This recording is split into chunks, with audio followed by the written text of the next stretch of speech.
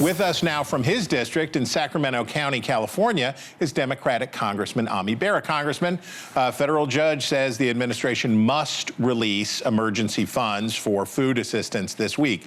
But that, as we know, is a patch, not a fix. And other problems are stacking up, like slowdowns in air travel. Now, from where I sit, the shutdown has been over health insurance. Democrats wanted to bring attention to the rising cost of premiums and the end of these subsidies. The open enrollment period is here, and Republicans didn't make a deal before that started. You've definitely made your point. Democrats have definitely made your point. Is it time to reopen the government?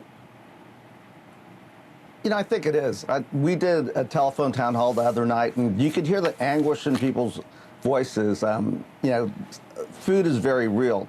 Shelter is very real. You're starting to see the air traffic controllers, the TSA agents, federal workers not getting paid and missing their first paycheck. So, yeah, let's come to the table. I think the Senate is pretty close to getting something done. And what I hear from my Republican colleagues in the House, I think a lot of them are ready to come back, vote on a longer-term CR, and then actually do an appropriations process. Okay, now, what you heard from Senator Capito and what you're alluding to there is movement on this possible extension, maybe a year, maybe 2 years on the Obamacare subsidies. That is a lot less than what a lot of House Democrats were asking for at the start of this. How would you feel about accepting less to get the government reopened? Are you ready to deal? I mean, I am. If we could do a 2-year extension, we probably are going to have to put some caps on income levels. But for the most part, these subsidies go to working class, middle class individuals and keep healthcare costs down. And then I would urge us to come together. The healthcare system's not really working for anyone right now. It costs way too much, and people have trouble getting access. Let's actually go through the committee process, think about what reforms we could make to get a healthcare system that the American people deserve.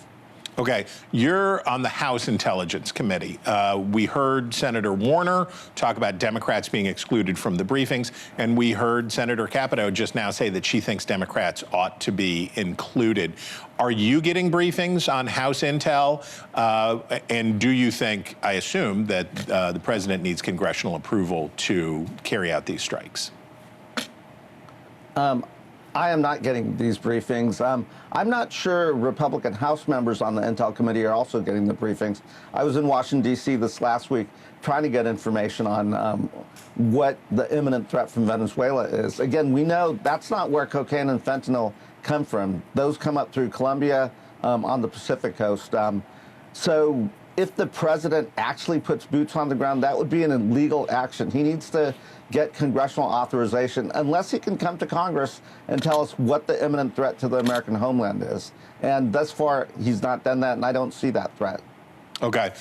Tuesday, voters in California will decide on sort of a gerrymandering counterstrike against Texas. A new poll from our partners at DDHQ finds that nearly half of the country opposes these gerrymandering efforts. Democrats are very understandably tapping into those feelings to push these retaliatory gerrymanders across the country. But I have noticed that they are using some pretty hot language to do it.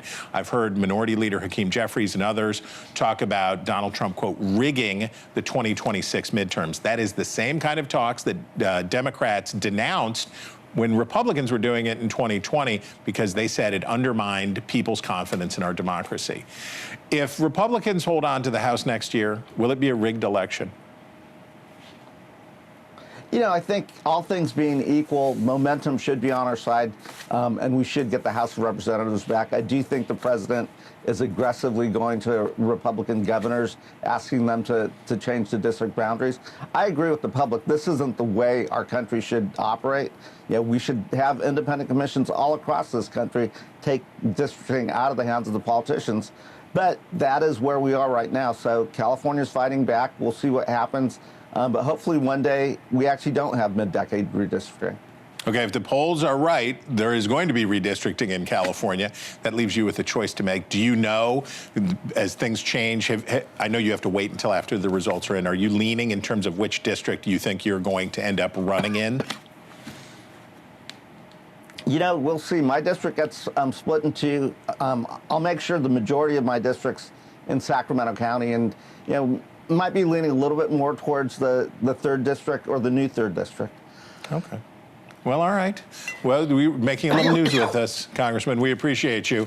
And America, if you were living your best life in YOLO, California, you would know him already. But if you don't, there he is, Congressman Ami Bera. We thank you.